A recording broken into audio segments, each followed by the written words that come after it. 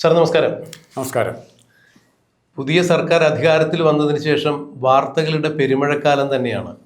അതായത് പഴയ സർക്കാരിൻ്റെ കാലത്ത് എടുത്ത പല അനുചിതങ്ങളായ തീരുമാനങ്ങളും പഴയ സർക്കാർ യൂത്ത് കോൺഗ്രസ് പ്രവർത്തകരടക്കമുള്ള ആളുകളോട് കാണിച്ച, പോലീസിനെ ഉപയോഗിച്ച് കാണിച്ച കൊടും ക്രൂരതയ്ക്കൊക്കെ എണ്ണി എണ്ണി പകരം ചോദിക്കുന്ന തരത്തിൽ നിയമപരമായ ചില കേസുകളൊക്കെ എടുത്തുകൊണ്ട് മുഖ്യമന്ത്രി വി ഡി സതീശൻ ജനങ്ങളുടെയും പാർട്ടിക്കാരുടെയും കയ്യടി വാങ്ങി മുന്നോട്ട് പോകുന്ന കാഴ്ചയാണ് കാണാൻ കഴിയുന്നത്.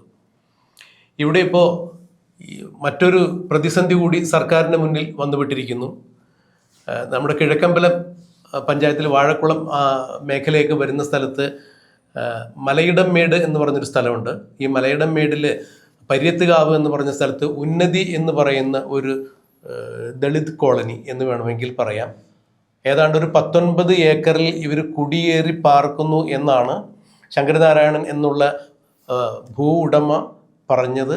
അല്ലെങ്കിൽ പെരുമ്പാവൂർ മുനിസിപ്പൽ കോടതി അടക്കം സുപ്രീം കോടതിയിലടക്കം ഈ കേസ് പോകുന്നു. കഴിഞ്ഞ 10 വർഷക്കാലം ഭരിക്കുന്ന പിണറായി വിജയൻ സർക്കാർ ഈ കാര്യത്തിൽ യാതൊരു തരത്തിലുള്ള ഇടപെടലുകളും നടത്തിയിട്ടില്ല. വി ഡി സതീശൻ സർക്കാർ അധികാരത്തിലേറി 2-ാം ദിവസം തന്നെ സുപ്രീം കോടതിയുടെ ഉത്തരവ് വരുന്നു.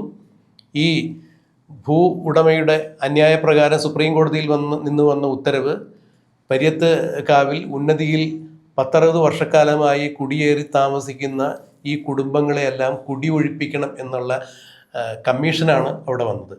പോലീസിൻ്റെ അകമ്പടിയോടുകൂടി എത്തിയ അവർ ഈ കുടിയെടുപ്പുകാരെ കുടിയൊഴിപ്പിക്കാൻ നോക്കുന്നു. അത് വലിയ ബഹളമാകുന്നു. തീർച്ചയായും അത് സാമൂഹിക പ്രതിസന്ധി ഉണ്ടാക്കുന്ന തരത്തിലേക്ക് മാറുന്നു. എന്നാൽ കേവലം 2 ദിവസം മാത്രം പ്രായമായ ഒരു സർക്കാരിന് ഈ വിഷയത്തിൽ എന്ത് ചെയ്യാൻ പറ്റും എന്നുള്ളത് വലിയ ചോദ്യചിഹ്നം തന്നെയാണ്. 10 വർഷക്കാലം കേരളം ഭരിച്ച ഈ പിണറായി വിജയൻ സർക്കാർ ഒന്നും തന്നെ ഈ പര്യത്തുകാവ് ഉന്നതിയിൽ താമസിക്കുന്ന ഈ ദളിത് കുടുംബങ്ങൾക്ക് വേണ്ടി ചെയ്തില്ല എന്നാണ് അവരും പരിസരവാസികളും പറയുന്നത്. എന്നാൽ അഭിഭാഷക കമ്മീഷൻ, പോലീസ് ഉൾപ്പെടെയുള്ള വലിയ സന്നാഹത്തോടു കൂടി കോടതി ഉത്തരവ് പ്രകാരം ഇവരെ കുടിയൊഴിപ്പിക്കാൻ ചെന്നപ്പോൾ കിഴക്കമ്പലം മുൻ MLA ആയ CPM-ന്റെ MLA ആയ ശ്രീനിജൻ ഉൾപ്പെടെയുള്ള ആളുകൾ അവിടെ രക്ഷാപ്രവർത്തനവുമായി എത്തിയിട്ടുണ്ടായിരുന്നു. ചീഫ് ജസ്റ്റിസിന്റെ ബന്ധുവാ പഴയ.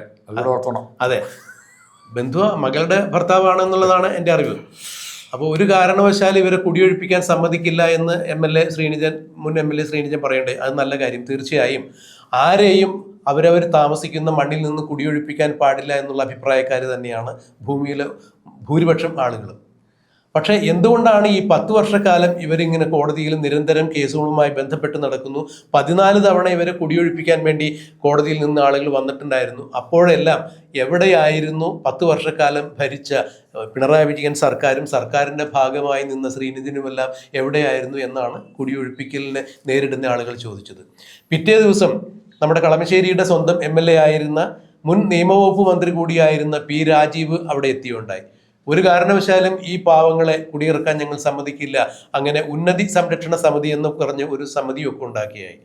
എന്തുകൊണ്ടാണ് 10 വർഷക്കാലം പിണറായി വിജയൻ സർക്കാർ ഭരിച്ചപ്പോൾ അതിൽ 5 വർഷക്കാലവും നിയമവകുപ്പ് മന്ത്രിയായിരുന്ന, കളമശ്ശേരിയുടെ സ്വന്തം മന്ത്രിയായിരുന്ന, വ്യവസായ വകുപ്പ് കൂടി കൈകാര്യം ചെയ്തിരുന്ന ഈ മന്ത്രിക്ക് എന്തുകൊണ്ടാണ് ഇവരുടെ ഈ ഉന്നതിയിലെ പ്രശ്നങ്ങൾ കൈകാര്യം ചെയ്യാൻ പോകാതിരുന്നത്? ഏതെങ്കിലും ഒരു ലാൻഡ് ട്രിബ്യൂണലിൽ ഈ കേസുമായി ബന്ധപ്പെട്ട് കക്ഷി ചേർന്ന് എന്തുകൊണ്ടാണ് സർക്കാരിന് ഈ നിരപരാധികളായ അല്ലെങ്കിൽ നിരാശ്രയരായ ഈ 7 കുടുംബക്കാരെ സംരക്ഷിക്കാൻ കഴിയാതെ പോയത്? ഇന്നിപ്പോൾ വി ഡി സതീശൻ സർക്കാർ അധികാരത്തിൽ വന്ന് 2 ദിവസം പിന്നിടുമ്പോൾ മാത്രം വന്ന ഈ കോടതി ഉത്തരവിൻ്റെ പിൻബലത്തിൽ ഇവർ വി ഡി സതീശൻ സർക്കാരിനെ തേജോവധം ചെയ്യാനുള്ള ശ്രമങ്ങളുമായി ഇറങ്ങിത്തിരിച്ചിരിക്കുന്നു. ഒരു മുതിർന്ന മാധ്യമ പ്രവർത്തകൻ എന്ന രീതിയിൽ, രാഷ്ട്രീയ നിരീക്ഷകൻ എന്ന രീതിയിൽ രാജ്മോഹൻ സാർ എങ്ങനെ ഇതിനെ നോക്കിക്കാണുന്നു? പ്രദീപ് ഈ കഥ പറഞ്ഞപ്പോൾ മഹാഭാരതവുമായി ബന്ധപ്പെട്ട് ശ്രീകൃഷ്ണൻ ഒരു ഉപദേശം പറഞ്ഞത്, ഉപദേശം എന്ന് പറയാൻ പറ്റില്ല, ഒരു ആഹ്വാനമായിട്ട് എടുക്കാം. മനുഷ്യർക്ക് അവന് ചുറ്റും ഉണ്ടാകുന്ന ദുരന്തങ്ങളെ 2 രീതിയിൽ ഉപയോഗിക്കാം. ഒന്ന്, ആ ദുരന്തം പരിഹരിക്കാനുള്ള ആത്മാർത്ഥ ശ്രമം നടത്താം. 2, ആ ദുരന്തത്തെ ചൂഷണം ചെയ്ത് തങ്ങൾക്ക് എന്ത് വ്യക്തിപരമായ ലാഭം ഉണ്ടാക്കാം. ദൗർഭാഗ്യവശാൽ ഇന്നും ഇതിനു മുമ്പും കേരളത്തിൽ കണ്ടിരിക്കുന്ന ദുരന്തങ്ങളെ തങ്ങൾക്ക് അനുകൂലമായി എങ്ങനെ രാഷ്ട്രീയമായോ സാമ്പത്തികമായിട്ടോ ഉപയോഗപ്പെടുത്താമെന്നുള്ള കാഴ്ചപ്പാടോടെ ദുരന്തങ്ങളെ സമീപിക്കുന്ന രാഷ്ട്രീയ, ഭരണ, സാമൂഹ്യ നേതൃത്വങ്ങളാണ് നമ്മൾ കണ്ടിരിക്കുന്നത്. ഇവിടെ ഉന്നതിയിലെ പ്രശ്നം എന്ന് പറഞ്ഞാൽ വർഷങ്ങളായി അവരവിടെ താമസിക്കുകയാണ്. അഡ്വൈസ് പൊസിഷൻ്റെ മെറിറ്റുണ്ടോ എന്നെനിക്കറിയില്ല, ഞാൻ നിയമവിദഗ്ധനല്ല. എന്നാൽ പോലും പല പ്രാവശ്യം ഇതുപോലെ കുടിയൊഴിപ്പിക്കാൻ വന്ന സ്ഥലമാണ്. അന്ന് വരുമ്പോഴെല്ലാം നമ്മുടെ നിയമമന്ത്രി മറ്റാരുമായിരുന്നില്ല, ബഹുമാനപ്പെട്ട കൈതാലപ്പാൽ എന്നൊന്നും ഞാൻ പറയുന്നില്ല, മറ്റാരുമായിരുന്നില്ല, പിണറായി വിജയൻ ഗവൺമെൻറ്റിൽ രണ്ടാമനെന്ന് പറയാൻ ഏറ്റവും കൂടുതൽ സ്വാധീനമുണ്ടായിരുന്ന പി രാജീവ് തന്നെയായിരുന്നു, നിയമമന്ത്രിയുമായിരുന്നു. അദ്ദേഹത്തിൻ്റെ ആ രംഗത്ത് ഫലപ്രദമായി ഇടപെടാം. ഇവരെ ഒഴിപ്പിക്കപ്പെടേണ്ടതാണെങ്കിൽ തീർച്ചയായും അവർക്ക് ബുദ്ധിമുട്ടില്ലാത്ത രീതിയിൽ മറ്റൊരു അക്കോമഡേഷൻ കണ്ടെത്തി ഒഴിപ്പിക്കുന്നതിനെക്കുറിച്ച് ആലോചിക്കാമായിരുന്നു. സാർ, അവർ 60 വർഷക്കാലമായി അവരവിടെ താമസിക്കുന്നുണ്ടെന്ന് പറയുമ്പോൾ പതിറ്റാണ്ടുകളായി അവരവിടെ താമസിക്കുന്നുണ്ട്. ഈ സ്ഥല ഉടമ പറയുന്നത് പോലെ ഈ ശങ്കരൻ നായരെന്നുൾപ്പെടെയുള്ള ആൾ ഉൾപ്പെടെ പല ആളുകൾ അതിന് ഉടമസ്ഥാവകാശം പറയുന്നുണ്ട്. അങ്ങനെയെങ്കിൽ എന്തുകൊണ്ടാണ് ഒരു സർവേ നടത്തി, ഇത് പുറമ്പോക്കാണെങ്കിൽ സർക്കാരിൻ്റെ ഭൂമിയാണല്ലോ, അവർക്ക് അവിടെ താമസിക്കാനുള്ള സൗകര്യം ചെയ്തു കൊടുക്കുകയോ, അല്ല ഇപ്പോൾ ഈ ഭൂവുടമ പറയുന്നത് പോലെ അവരുടെ വസ്തുവാണെന്നുണ്ടെങ്കിൽ അത് ഒഴിപ്പിക്കുന്നതിൻ്റെ ഭാഗമായി ഇവർക്ക് എന്തുകൊണ്ടൊരു പുനരധിവാസ പദ്ധതി, ഇപ്പോൾ സാറ് പറഞ്ഞതുപോലെ അവർക്കും കൂടി സ്വീകാര്യമായ ഒരു പുനരധിവാസ പദ്ധതി ഏർപ്പാടാക്കി കൊടുക്കാൻ എന്തുകൊണ്ട് ഈ 10 വർഷം ഭരിച്ച പിണറായി വിജയന് സാധിച്ചില്ല? 5 വർഷം നിയമവകുപ്പ് മന്ത്രിയായിരുന്ന ഈ വാഴക്കുളവും കിഴക്കമ്പലമൊക്കെ അടുത്ത്, കളമശ്ശേരിക്ക് അടുത്തടുത്ത മണ്ഡലം തന്നെയാണ്. അപ്പോൾ നിവാസി കൂടിയാണ് നമ്മുടെ നിയമമന്ത്രിയായ രാജീവ്. അപ്പോൾ ഇപ്പോൾ ഉന്നതിയെ ഞങ്ങൾ സംരക്ഷിക്കും എന്ന് പറഞ്ഞു ചെല്ലും, റീസർവേ നടത്തും എന്നൊക്കെ പറയുമ്പോൾ ഈ മന്ത്രി ഇതുവരെ എവിടെയായിരുന്നു എന്നുള്ള ചോദ്യം പ്രസക്തം തന്നെയല്ലേ? അതാ ഞാൻ പറഞ്ഞത്, ആദ്യം തന്നെ ഫസ്റ്റ് പറഞ്ഞതാണ്, ഈ ദുരന്തത്തെ എങ്ങനെ രാഷ്ട്രീയമായിട്ട് ഉപയോഗിക്കുക എന്നുള്ളത് പരിഹരിക്കാനാണ് ഉദ്ദേശമെങ്കിൽ താങ്കൾ പറഞ്ഞ പോലെ, പ്രദീപ് പറഞ്ഞ പോലെ ഇവിടെ നേരത്തെ തന്നെ അതിന് പരിഹരിക്കാനുള്ള മാർഗ്ഗങ്ങൾ തേടാൻ അവസരം നീണ്ട 10 വർഷം ഉണ്ടായിരുന്നു. അല്ലെ കേസ് തുടങ്ങിയ 2023 ഉണ്ടായിരുന്നു. പിന്നെ 60 വർഷത്തിൻ്റെ കണക്ക് പറയുമ്പോൾ അവർ മറിച്ച് പറയും കേസ് നടന്നുകൊണ്ടിരിക്കുന്നതാണ്, അവിടെ ഈ ലിമിറ്റേഷൻ ബാധകമല്ല എന്നുള്ള വാദം അവിടെ വരും. അല്ല, അങ്ങനെയാണെങ്കിൽ നോക്കൂ സാർ, ഈ ഉന്നതിയിൽ താമസിക്കുന്ന 9 കുടുംബങ്ങളായിരുന്നു, ഇപ്പോൾ 8 കുടുംബം 7 കുടുംബം എന്നൊക്കെ പറയണ്ടേ, എത്രയാവട്ടെ 7 തന്നെ ഒരു കണക്ക് വെച്ചോളൂ. അങ്ങനെയാണെങ്കിൽ അവർക്ക് സുപ്രീം കോടതിയിലൊക്കെ പോയി കേസ് നടത്തുന്നതിന് എങ്ങനെയാണ് സാമ്പത്തികമായി അത്രത്തോളം സുരക്ഷിതരാണ് അവരെങ്കിൽ അവർ വേറെ ഏതെങ്കിലും ഒരു സ്ഥലം വാങ്ങി വീട് വെച്ച് താമസിക്കും? കാരണം സുപ്രീം കോടതിയിൽ ഒരു അഭിഭാഷകനെ നിയമിക്കണമെങ്കിൽ ഒരു അഭിഭാഷകൻ ഹാജരാവണമെങ്കിൽ ഏതാണ്ട് 10 മുതൽ 15 ലക്ഷം രൂപ വരെ കൊടുക്കണം എന്നൊക്കെയാണ് നമ്മൾ മനസ്സിലാക്കിയിരിക്കുന്ന കാര്യം. അതിൽ കൂടുതലും വരും എന്നാണ് പറയുന്നത്. അപ്പോൾ പല പ്രാവശ്യം ഈ കേസ് ഇങ്ങനെ നടത്താൻ ഇവർക്ക് അതിനുള്ള സാമ്പത്തിക പ്രാപ്തി ഉണ്ടെങ്കിൽ തീർച്ചയായും ഇവർ മറ്റെവിടെയെങ്കിലും സ്ഥലം വാങ്ങി താമസിക്കും. എന്തുകൊണ്ടാണ് ഇത്തരം ഒരു നിയമപ്രശ്നം നടക്കുമ്പോൾ സർക്കാർ ഇവരുടെ പ്രശ്നത്തിൽ ഇടപെടാനോ അല്ലെങ്കിൽ ഈ കേസിൽ കക്ഷി ചേരാനോ പോകാതിരുന്നത് എന്നുള്ളതൊരു ദുരൂഹത തന്നെയല്ലേ? പ്രദീപ് പറഞ്ഞാൽ അവിടെയുണ്ട് ഇതൊരു കൊമേഴ്ഷ്യൽ സ്വഭാവം. ഗവൺമെൻറ്റുമായി ബന്ധപ്പെട്ട് നിൽക്കുന്ന കക്ഷികൾക്ക് ലാഭം കിട്ടുന്നത് കഴിഞ്ഞ 10 വർഷം കൊണ്ട് ഏതെല്ലാം കേസുകളിൽ, അതായത് PPDBയുടെ ഉൾപ്പെടെയുള്ള കേസുകളിൽ, നവീൻ ബാബുവിൻ്റെ കേസ് ഉൾപ്പെടെ ഈ കേസുകളിലെല്ലാം കോടാനുകോടി രൂപ അപ്പീലിൻ്റെ മേൽ അപ്പീലും, സുപ്രീം കോടതിയും, സിംഗിൾ ബെഞ്ചും, ഡിവിഷൻ ബെഞ്ചും എല്ലാം ഇവർ കേസ് നടത്താൻ പൈസ ധൂർത്തടിച്ചിട്ടുണ്ട്. ചില വക്കീലന്മാർക്ക് കാശെത്തിക്കുക, ലക്ഷങ്ങൾ, ചെറു തുകയൊന്നുമല്ല. അപ്പം അങ്ങനെ വക്കീലന്മാർക്ക് കാശ് ഉണ്ടാക്കി കൊടുക്കാനുള്ളൊരു മാർഗമായി ഈ കേസിനെ കണ്ടുവന്നത് 15 പ്രാവശ്യം ഇവിടെ സുപ്രീം കോടതിയിൽ നിന്നുള്ള ഡയറക്ഷൻ പ്രകാരം പോലീസ് ഉൾപ്പെടെ എത്തി നടന്നു. അഡ്വക്കേറ്റ് കമ്മീഷൻ വന്നു എന്നാണ് പറയുന്നത്.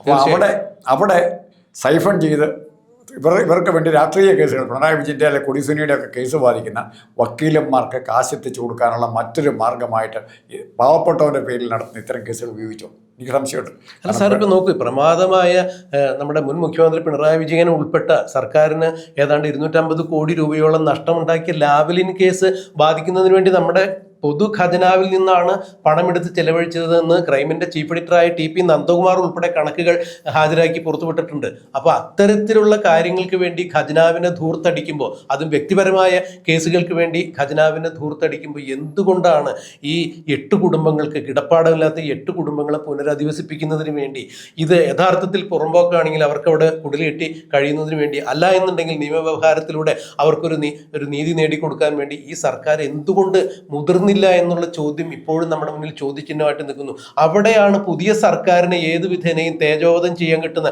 ഒരു രാഷ്ട്രീയ ആയുധമായിട്ട് ഈ പാവങ്ങളെ വെച്ച് വിലപേശുമ്പോൾ എന്ത് തരത്തിലുള്ള രാഷ്ട്രീയ നൈതികതയാണ് നമ്മുടെ മുൻ നിയമമന്ത്രിയൊക്കെ കാണിക്കുന്നത്? അല്ല, ചില പോലീസ് ഉദ്യോഗസ്ഥരും ചിലപ്പോൾ ജുഡീഷ്യറിയിൽ തന്നെയുള്ളവരും ഇങ്ങനെ രാഷ്ട്രീയ ചട്ടുകമായി പിണറായി വിജയൻ്റെ പഴയകാലത്തിൻ്റെ ചട്ടുകം അല്ലെ ഓർമ്മക്കുറിപ്പുകളായി നിൽക്കുന്നുണ്ട്. അപ്പോൾ ഇവിടെ ഒരാളോട് സൂക്ഷിക്കണം. ഈ കേസ് ഏറ്റവും കൂടുതൽ മുഖത്തടിക്കിട്ടിരിക്കുന്ന രമേശ് ചെന്നിത്തലയ്ക്കാണ്. ഇത്രയും ഗൗരവതരമായ പ്രശ്നം നടക്കുമ്പോൾ ഈ പാവപ്പെട്ടവരെ കുടിയൊഴിപ്പിക്കുന്നത് ശരിയോ തെറ്റോ നിയമപ്രകാരം അല്ലയോ എന്നും നമ്മൾ നോക്കണ്ട. കുടിയൊഴിപ്പിക്കുമ്പോൾ അത്ര അർജൻറ്റായിട്ട് കുടിയൊഴിപ്പിക്കേണ്ട ആവശ്യമില്ല. ആ സമയത്ത് ഇവർ സത്യപ്രതിജ്ഞ ചെയ്ത് മൈക്കിന് കൈയെടുക്കുന്നതിന് മുമ്പ് ഇവിടെ പോലീസ് കയറി ആക്രമിക്കാൻ ചെല്ലുക എന്ന് പറഞ്ഞാൽ അത് ആ പുതിയതായി വന്ന ഭരണ സംവിധാനത്തെ തെല്ലി ഞങ്ങൾ വകവയ്ക്കുന്നില്ല എന്നുള്ള ഒരു ഇൻഡയറക്റ്റ് ഭീഷണിയും കൂടെയാണ് പിണറായി വിജയൻ്റെ തിട്ടൂരം പേർന്ന പോലീസ് ഉദ്യോഗസ്ഥന്മാർ ചെയ്തതെന്നാണ് ഞാൻ കണക്കൂട്ടുന്നത്. അല്ലത് രാജ്മോഹൻ സാർ പറഞ്ഞ വളരെ പ്രസക്തമാണ്. കാരണം എന്താ വെച്ച് കഴിഞ്ഞാൽ പിണറായി വിജയൻ പോലീസ് വകുപ്പ് മന്ത്രി ആയിരിക്കുമ്പോഴും ഈ കേസിൽ നിന്നല്ല വേറെ ഏതെങ്കിലും കേസിൽ മന്ത്രിസഭയുടെ അല്ലെങ്കിൽ അങ്ങനെ ഒരാളുടെ അനുവാദം ഇല്ലാണ്ട് പോലീസുകാർ ഇത്തരം ഒരു നടപടിക്ക് മുതിരില്ല. കാരണം കോടതി കമ്മീഷൻ വരുമ്പോൾ പോലീസുകാർക്ക് കൂട്ടു നിൽക്കാതെ പറ്റില്ല. പക്ഷേ അത് കൃത്യമായി അറിയിച്ചിരിക്കും. ഇങ്ങനെ കളക്ടർക്കാണ് ഉത്തരവ് പോയിരിക്കുന്നത്, കളക്ടർ നേരെ അത് DGPക്ക് കൊടുക്കുന്നു. അങ്ങനെയാണെങ്കിൽ DGP തീർച്ചയായും പോലീസ് വകുപ്പ് മന്ത്രി അറിയിക്കുമല്ലോ ഇങ്ങനൊരു നീക്കം നടക്കുന്നെന്ന് പറഞ്ഞാൽ ആ നിമിഷം അത് ഫ്രീസ് ചെയ്യും. ഇപ്പോൾ രമേശ് ചെന്നിത്തലയെ സംബന്ധിച്ചിടത്തോളം രമേശ് ചെന്നിത്തല ആ വിഷയത്തിൽ ഇടപെട്ടിട്ടുണ്ടായിരുന്നു. എല്ലാ നടപടികളും നിർത്തിവെക്കാൻ പറഞ്ഞിരുന്നു. ഇന്നലെ ഇപ്പോൾ സർക്കാരിൻ്റെ ഭാഗമായ ഉന്നത വിദ്യാഭ്യാസ വകുപ്പ് മന്ത്രി റോജി എം ജോൺ ഈ ഉന്നതിയിലുള്ള കുടിയൊഴിപ്പിക്കൽ ഭീഷണി നേരിടുന്ന ആളുകളെ ജില്ലാ കളക്ടറേറ്റിൽ വിളിച്ച് അവരുമായിട്ട് ചർച്ച നടത്തുകയുണ്ടായി. ഇന്ന് കുടിയൊഴിപ്പിക്കാൻ എത്തുമെന്ന് പറയുമ്പോൾ ആ കുടിയൊഴിപ്പിക്കൽ നടപടി കോടതി നടപടികളിൽ ഇടപെടാൻ തീർച്ചയായിട്ടും സാധിക്കില്ല. എന്നാൽ പോലീസിൻ്റെ ഭാഗത്തുനിന്നുള്ള ഭീഷണികൾ ഉണ്ടാവില്ല. സർക്കാർ ഈ കേസിൽ കക്ഷി ചേരും എന്ന് തന്നെയാണ് ഇന്നലെ റോജി എം ജോൺ വ്യക്തമാക്കിയത്. മാത്രമല്ല ഇവിടെ റീസർവേ നടത്തി അത് പുറമ്പോക്കാണ് എന്നുണ്ടെങ്കിൽ അവർക്ക് അവിടെ തുടർന്ന് താമസിക്കാൻ താല്പര്യമുണ്ടെങ്കിൽ അതിനുള്ള സംവിധാനം ഒരുക്കും. ഇനിയിപ്പോൾ അല്ല കേസിൽ ഏതെങ്കിലും തരത്തിൽ കോടതിയുടെ ഭാഗത്തുനിന്ന് ഒരു തിരിച്ചടി ഇവർക്ക് ഉണ്ടാവുകയാണെങ്കിൽ ഈ കുടുംബങ്ങളെല്ലാവരും 8 ആവട്ടെ 9 ആവട്ടെ എത്ര കുടുംബങ്ങളോ അത്രയും കുടുംബങ്ങൾ അവർക്ക് കൂടി സ്വീകാര്യമായ മറ്റൊരു സ്ഥലത്തേക്ക് പുനരധിവസിപ്പിക്കുവാൻ തീർച്ചയായും സർക്കാരിൻ്റെ ഭാഗത്തു നിന്ന് എല്ലാ തീരുമാനങ്ങളും കൈക്കൊണ്ടിട്ടുണ്ട് എന്ന് ഇന്നലെ റോജി എം ജോൺ മന്ത്രി അറിയിക്കുകയുണ്ടായി. ഫലത്തിൽ ഈ കലക്കവെള്ളത്തിൽ മീൻ പിടിക്കാൻ ഇറങ്ങി തിരിച്ച രാജീവും ശ്രീനിജനും ഉൾപ്പെടെയുള്ള ആളുകൾക്ക് ഇത് കരണമടച്ച് കിട്ടിയ ഒരു വലിയ അടി തന്നെയായിപ്പോയി. അത് അല്ല, ഗവൺമെൻറ്റിൻ്റെ ഇടപെടലുകളാണ് പ്രശ്നം. ഇപ്പം മൂലമള്ളി കുടിയിറക്കം ഉണ്ടാകുമ്പോൾ അതുപോലത്തെ പ്രശ്നങ്ങളുണ്ടാകുമ്പോൾ സർക്കാർ മിഷനറി എങ്ങനെ പ്രവർത്തിക്കുന്നു? അപ്പോൾ ഇവിടെ 12ഓളം കുടുംബങ്ങൾ 600ഓളം മെമ്പേഴ്സ് പല പ്രാവശ്യമായിട്ട് അവിടെ താമസിക്കുന്നുണ്ട്. ഈ 600 പേരെ കുടിയിറക്കുമ്പം അത് അവരുടെ നിയമപരമായ സാധ്യതയെക്കുറിച്ച് നമ്മൾ ചോദിക്കുന്നില്ല. ഈ കുടിയിറക്കുമ്പോൾ ഉറപ്പായിട്ടും അവർക്ക് സ്വാഭാവികമായി ഒരു പരിഗണന, അവരുടെ നാളത്തെ ജീവിതം, നാളെ ആ കുട്ടികൾ എവിടെ കിടന്നുറങ്ങും, നാളെ ആ കുട്ടികൾക്ക് ഏത് സ്കൂളിൽ പോകാൻ പറ്റും, അപ്പോൾ നാളെ അവർക്ക് കുടിക്കാൻ വെള്ളം എവിടുന്ന് കിട്ടും, ഇങ്ങനത്തെ സ്വാഭാവികമായ മാനുഷികമായ പരിഗണന ഗവൺമെൻറ് കൊടുക്കണമായിരുന്നു. ആ കൊടുക്കാനുള്ള അവസരം കിട്ടുന്നതിന് മുമ്പ് 2 ദിവസമേ ഉള്ളൂ, ഏതാനും മാസത്തേക്ക് നീട്ടി വെച്ചിട്ട് 2-3 മാസം കോടതിയും കൂടെ പരിഗണിക്കണം. പുതിയ ഗവൺമെൻറ് വന്നിരിക്കുന്നു, പുതിയ ഗവൺമെൻറ് നയങ്ങളിൽ മാറ്റം കാണും, എന്താ ചെയ്യാൻ പോകുന്ന അറിയത്തില്ല. അല്ല, സാധ്യമായ കാര്യങ്ങളെല്ലാം പരിശോധിക്കാനൊരു സമയം കൊടുക്കണം. അവിടെ നമ്മൾ ഈ കോടതിയെ നമ്മൾ 2-3 കേസ് തൊട്ടടുത്ത് ഓരോ മലയാളി അറിയുന്ന കേസുകളുണ്ട്. ലാവലിംഗ് കേസ് എത്ര പ്രാവശ്യം അവധി വെച്ചു, ഇനി ഒരിക്കലും അവധി കൊടുക്കുകയില്ല എന്ന് പറഞ്ഞാൽ അതേ സുപ്രീം കോടതി തന്നെ പിന്നെ അവധി കൊടുത്തുകൊണ്ടിരിക്കുകയാണ്. ഇനി ഇവിടെ ലാവലിംഗ് കേസ് കഴിഞ്ഞ് ഇങ്ങോട്ട് വരുമ്പോൾ മൈക്രോ ഫിനാൻസ് കേസ്, അവിടുത്തെ ഒരു മനോഹരന്റെ കൊലപാതക കേസ്, ഇങ്ങനെയുള്ള പല കേസുകളും സ്വാധീനമുള്ളവരുടെ കേസുകളുടെ മുമ്പിൽ യാക്കോബായ ഓർത്തഡോക്സ് ചർച്ചയിൽ തീരുമാനം എടുത്തിട്ട് കോടതി പല പ്രാവശ്യം പറഞ്ഞിട്ട് പള്ളികളെല്ലാം പിടിച്ചെടുക്കാൻ പറ്റിയോ? ശബരിമലയിലേക്ക് യുവതികളെ പ്രവേശിപ്പിക്കാൻ പറ്റിയോ? അപ്പോൾ സാമൂഹിക പ്രശ്നങ്ങൾ ഉണ്ടാകുന്ന സ്ഥലങ്ങളിൽ നിയമം എങ്ങനെ പെരുമാറുമെന്ന് കേരളം തന്നെ മാതൃകയാണ്. എങ്ങനെ പെരുമാറണം എന്നും കേരളം മാതൃകയാണ്. ആ മാതൃക ഉപയോഗിക്കാതെ ഒരു പോലീസ് ഉദ്യോഗസ്ഥൻ കാക്കയിട്ട് തൊപ്പിയും വെച്ച് കോടതി പറഞ്ഞെന്ന് പറഞ്ഞാൽ പോലും ആ ഉത്തരവ് റെഫർ ചെയ്യണം, ലീഗൽ അഡ്വക്കേറ്റ് ജനറൽ റെഫർ ചെയ്യാനുള്ള അവകാശം അങ്ങനെയൊക്കില്ലേ? അല്ല, അടിസ്ഥാനപരമായി ഇപ്പോൾ രാജ്മോഹൻ സാർ പറഞ്ഞതുപോലെ ഈ നിയമങ്ങളെല്ലാം മനുഷ്യന് വേണ്ടി നിർമ്മിക്കപ്പെട്ടതാണ്. അപ്പോൾ അവശത അനുഭവിക്കുന്ന മനുഷ്യന് അവന് അതിജീവനത്തിന് വേണ്ടി നിയമപരമായി അവന് ഏത് തരത്തിൽ പരിരക്ഷ നൽകാൻ പറ്റും എന്നുള്ളത് ഒരു ചോദ്യത്തിന് തന്നെയാണ്. അവിടെ നിയമത്തിൻ്റെ കണ്ണിലൂടെ ഈ കുടിയേറി താമസിക്കുന്ന ആളുകൾ അതിന് യോഗ്യരല്ല എന്നുണ്ടെങ്കിൽ തീർച്ചയായും അതിന് കോടതിക്ക് പുറത്തുള്ള ഒരു സെറ്റിൽമെന്റ് ഉണ്ടാക്കാൻ നിലവിലിരുന്ന ഒരു സർക്കാരിന് എന്തുകൊണ്ട് സാധിച്ചില്ല എന്നുള്ള വലിയ ചോദ്യമാണ്. ഇവിടെ ഇപ്പോൾ 2 ദിവസം മാത്രം പ്രായമായ സർക്കാരിന്റെ മുമ്പിലേക്ക് ഇത്തരം ഒരു ആവശ്യം കിട്ടുമ്പോൾ ഒരു ആവശ്യമായിട്ട് അവർ വരുമ്പോൾ വി ഡി സതീശൻ എന്ന മുഖ്യമന്ത്രി കൃത്യമായി പറഞ്ഞു, ഒരു കാരണവശാലും അവരെ കുടിയിറക്കപ്പെടില്ല. ഇനിയിപ്പോൾ നിയമത്തിന്റെ മാർഗത്തിലൂടെ കുടിയിറക്കപ്പെടുകയാണെങ്കിൽ അവരൊരിക്കലും വഴിയാധാരമാകില്ല, ഞാൻ ഗ്യാരണ്ടി എന്നാണ് പറഞ്ഞത്. രമേശ് ചെന്നിത്തലയും ഇത് തന്നെ പറഞ്ഞത്, അനധികൃതമായ രീതിയിലുള്ള ഒരു നടപടിക്രമങ്ങളും ഉണ്ടാവില്ല. ഏതെങ്കിലും തരത്തിൽ നിയമപരമായ രീതിയിൽ ഒരു തിരിച്ചടി ഉണ്ടാകുകയാണെങ്കിൽ ഇവർക്ക് തീർച്ചയായും സർക്കാരിൻ്റെ ഭാഗത്ത് നിന്ന് എല്ലാവിധ പരിരക്ഷയും ഉണ്ടാകും, പുനരധിവാസത്തിന് കൃത്യമായ മാർഗനിർദ്ദേശം ഉണ്ടാകും, അതിൻ്റെ നടപടികൾ സ്വീകരിക്കും എന്നാണ് പറഞ്ഞത്. ഒരു സർക്കാർ അധികാരത്തിലിരിക്കുമ്പോൾ ഇത്തരം കാര്യങ്ങൾ, ജനക്ഷേമകരമായ കാര്യങ്ങൾ ശ്രദ്ധിക്കാതെ അല്ലെങ്കിൽ പാവപ്പെട്ടവരിൽ പാവപ്പെട്ടവർ എന്ന് പറയുന്ന ആളുകളുടെ പ്രശ്നങ്ങളിൽ ഇടപെടാതെ അടിസ്ഥാന വർഗത്തിൻ്റെ അടിയാള വർഗത്തിൻ്റെ വക്താക്കളാണ് ഞങ്ങൾ, തൊഴിലാളി വർഗ പാർട്ടിയാണ് എന്നൊക്കെ പറഞ്ഞുകൊണ്ട് മേനി നടിച്ച് കൊടിയും പിടിച്ച് നടക്കുന്ന ആളുകൾക്ക് ഇത്തരത്തിലുള്ള പ്രശ്നങ്ങൾ കാണാൻ സാധിക്കുന്നില്ല. അവിടെ വേറൊരു വീഴ്ച സംഭവിക്കുന്നു എന്ന് കാണുമ്പോൾ ഞങ്ങൾ അധികാരത്തിൽ നിന്ന് മാറിക്കഴിഞ്ഞാൽ തീർച്ചയായും അടുത്ത സർക്കാരിനെതിരെ ഉപയോഗിക്കാനുള്ള ഒരു വജ്രായുധമായി ഇത്തരം പ്രശ്നങ്ങളെ കാണുന്ന രാഷ്ട്രീയ നേതാക്കന്മാരുടെ രാഷ്ട്രീയ നൈതികതയാണ് ചോദ്യം ചെയ്യപ്പെടേണ്ടത്. അതെന്തായാലും 2026 നിയമസഭാ തെരഞ്ഞെടുപ്പിൽ അത്തരം നൈതികത ചോദ്യം ചെയ്യപ്പെട്ടു കഴിഞ്ഞു. അതിൻ്റെ പേരിലാണ് 99 സീറ്റ് ഉണ്ടായിരുന്ന ഇടതുപക്ഷം ഈ 35 സീറ്റിലേക്ക് ഒതുങ്ങിയത്. എന്നാൽ ഇപ്പോഴും അതുകൊണ്ട് അവർ പാഠങ്ങൾ പഠിക്കുന്നില്ല.